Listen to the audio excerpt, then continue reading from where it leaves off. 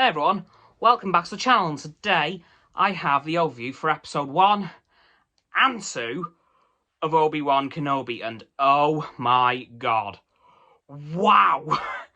These first 2 episodes were absolutely amazing. Definitely one of the strongest starts to a Star Wars show I've ever seen, and that's even factoring in the Bad Batch. This got off to such an amazing start. Kind of sad that we're already a third of the way through the show. That is incredibly depressing. But I've got to say, it was so good. So, my predictions for these 2 episodes were very 50-50. I got quite a few right and 1 or 2 wrong. So, we started off the first episode with just a straight-up recap of the entire prequel trilogy. Not before we had the "A long time ago in a galaxy far, far away" text, which made me incredibly happy. But, as I said, we had a full recap of the prequel trilogy with scenes taken from each film. Mainly focusing on Anakin's very, very quick downfall to the dark side in terms of the films. Obviously, it took a lot longer in universe, but, of course, it only took place over the course of 2 films, really, because, well, in Phantom Menace, Anakin was still a kid. But yeah, we saw Obi-Wan and Anakin's journey throughout the prequels. We saw Qui-Gon's death and, Anakin being burnt to a crisp on Mustafar, to mention 2 of the major details. And then, we got our hearts broken again. We saw Order 66 for like the 3rd time in the space of 2 years. Possibly even the 4th time, I think. I'm kind of losing track of how many times we've seen that thing now. But yeah, we've seen Order 66 again, which, breaks me as a man every time. And, once again, it was in the Jedi Temple, so it was my boys, the 501st. Ouch. Way to rip me to pieces, Star Wars, but it was a really well done scene. And what I noticed was that the group of younglings just disappeared. I wonder what's happened to those guys. Maybe we'll see them later in the series. Who knows? But I did notice that they were practicing with their Jedi Master, Teras Kasi, which is a martial arts form in the Star Wars universe that was actually in a video game from back in the 90s called Star Wars Masters of Teras Kasi, which was a Street Fighter kind of game for Star Wars. Just a little fun fact for you guys, but yeah, that happened. Then we cut to 10 years later, to Tatooine, at which point we're thrown into the deep end with the Inquisitors literally straight away, hunting down a Jedi, at which point I thought, uh-oh, they found him already. Yikes, that was fast. But no, it was another Jedi who somehow conveniently ended up on the planet. Well, that's interesting. Then he is eventually caught by the Inquisitors, but manages to escape because, well, if I'm honest with you, the Grand Inquisitor likes to get in the way, which leads to this Jedi escaping and then running through the desert. But we, of course, once again meet up with our beloved Jedi Master, Obi-Wan, who appears to be working in some very dodgy butcher's factory on the planet. And after every shift, he always cuts a little bit of meat off himself to have for food after he goes home, which makes sense, man's gotta eat. So we see him do that for the first time, and then he heads back to his cave, not even joking, and we see what appears to be an R2 unit stick its little antenna out of the sand to let Obi-Wan know it's safe to go in. And I'm wondering, is that somehow R4? Of course, we know R4 met a bit of a sticky end at the start of Revenge of the Sith, but it is possible that he could have been repaired, or it could have been the bronze astromech that we saw as Obi-Wan was heading to Utapau in the blue Jedi Starfighter. So, possibly it's him, which would be very interesting. Of course, we know for a fact it isn't R2-D2, because he's with the Rebellion at this point. Or is he with the Empire? I don't quite know. I'm going to assume the Rebellion, maybe? Yeah. Well, it depends if the Rebellion exists yet. But, so we know that happens. So we see Obi-Wan head into his cave, and then we see him fall asleep and have a bit of a nightmare. about, everything that went down 10 years ago, Anakin falling to the dark side, Order 66 happening, and all the Jedi dying. And then he wakes up, and then he calls out to Qui-Gon, who doesn't answer. Wow. Way to slap us in the face again. But we see that happen, and then we actually get a bit of a surprise. Well, we get two surprises. We head to the Lars homestead to see Luke being Luke and wanting to be a pilot. And then Obi-Wan smiles a little bit because he's thinking, oh, there's his dad. He then manages to get a T-16 Skyhopper model off of a Jawa, which is the same T-16 Skyhopper from A New Hope. Well, it may have been, I don't know. But it was the same ship, which I thought was pretty cool. Then Owen, gives the whole leave us alone spiel. And then, well, the Inquisitors come back. They nearly kill Owen because they think he knows something about a Jedi. Which he does, but somehow, well, for some reason he lets Obi-Wan, get away with his life. So, thanks, Uncle Owen, I guess. Yeah. Good work. And then, not long after, we head over to Alderaan. Yep, we head to Alderaan for the first time since Revenge of the Sith. And we see, well, eventually we see Leia. Yeah, Leia's in this show. They kept that one hidden very well, must say. So we see that happen. We see that she's a little bit of a troublemaker at this point. Again, that's definitely her dad. Her dad's influence there. And we do see that she doesn't quite fit in with the Alderaanians and the Organa family in general, with one of her cousins straight up saying that she isn't an Organa, at which point she completely rips him to shreds, which I had a hell of a lot of respect for. Like, Leia was a boss in that moment. And she's only 10 at this point, remember.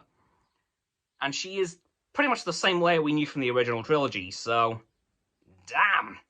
But then later in the episode, she done gets herself kidnapped by a bounty hunter, who, fun fact, is played by Flea, the bass guitarist from the Red Hot Chili Peppers. So that's a little fun fact for you guys.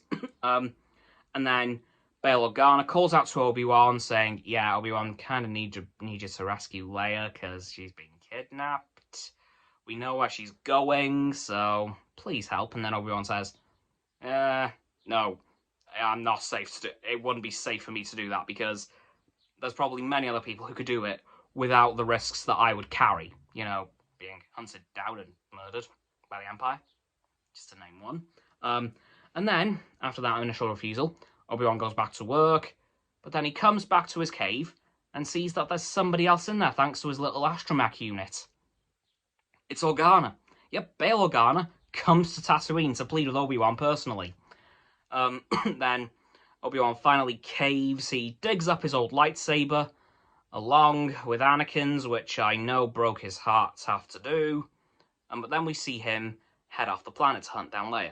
And that's where the first episode ends. But not before that other Jedi that the Inquisitors were hunting has been murdered by the Inquisitors. Yep, that's fun. Yeah. Then we head off into the second episode. We see Obi-Wan head to the planet where Leia's been captured. Daiyu, which is the city planet that I theorized we were going to be at. Although I wasn't quite right on the name. But I was right on the location. I knew that was going to happen, so another point for me there. And then, of course, we head through the city, and quite early on, we see something that I was not prepared for. A homeless clone trooper. And he says to Obi-Wan, can you spare any cash for a veteran to get a warm meal? And you could see Obi-Wan was very apprehensive, but also felt sorry for him, because he knows that he is homeless, and despite of all things he did during Order 66, he still gave him a few credits, which really warmed my heart a lot. And there's something I noticed about his armour. It had 501st Blue on it, which is very interesting because A, he's a 501st trooper, so he was at the Jedi Temple when the Purge was happening. And the other thing, the Empire banned clones from having colour on their armour. Which is definitely lending credence to my theory that the clones rebelled against the Empire at some point. Which makes me oh so very happy. Because the clones deserve this redemption arc, and by that one little thing alone, I'm pretty confident in saying that it's happened. Slash is going to happen in probably the Bad Batch. So I just found, because I realised about an hour ago, before recording this video, oh my god, he had 501st Blue on his armour. Wait, the Empire banned that. It was a bit of a shock horror, oh my god moment. It was just like, oh, okay, that's cool. Yep, that happened, yes. So that was pretty cool. Then, of course, we eventually do find Leia. Leia is initially very, very wary to trust Obi-Wan, which, you know, is pretty understandable. She did just get kidnapped and has never met Obi-Wan, so bit of a... two major red flags there for Leia, which I can understand. And then, of course, we see a massive chase throughout the city because eventually Leia runs away from Obi-Wan, not believing that he is a Jedi. Because he does tell her, because he said, well, my father sent you and I'm a Jedi, so just trust me, eh? And then eventually some bounty hunters get notified that Obi-Wan's in the city thanks to Reva. Yes, we have a pronunciation now, thank God. And, well, let's say Reva's a bit obsessed with Obi-Wan and trying to kill him. So that's, I think, going to be a thing throughout the entire series. But eventually, we do see Leia and Obi-Wan escape Daiyu. But there's two major things that happen first. One, we see the Grand Inquisitor get killed, which is a bit of a problem as he appears in Star Wars Rebels. But it could also be the case that this is a different Grand Inquisitor from the same species, which would be interesting to say the least. Unless he isn't dead, which I'm not too convinced about because Reva stabbed him straight in the stomach. Yeah, so he's probably very dead. The other thing we see is Obi-Wan learning that Darth Vader is still alive. And that Reva knows Vader's Anakin Skywalker. And then Obi-Wan freaks out a bit as he's heading onto the ship with Leia to get back to Alderaan. And that's where that episode ended. See, I've got to say, these first two episodes of Obi Wan Kenobi were top tier. They were absolutely brilliant. Can't wait for episode 3 next Wednesday, which does mean my recording schedule is going to be a bit wonky over the next couple of days.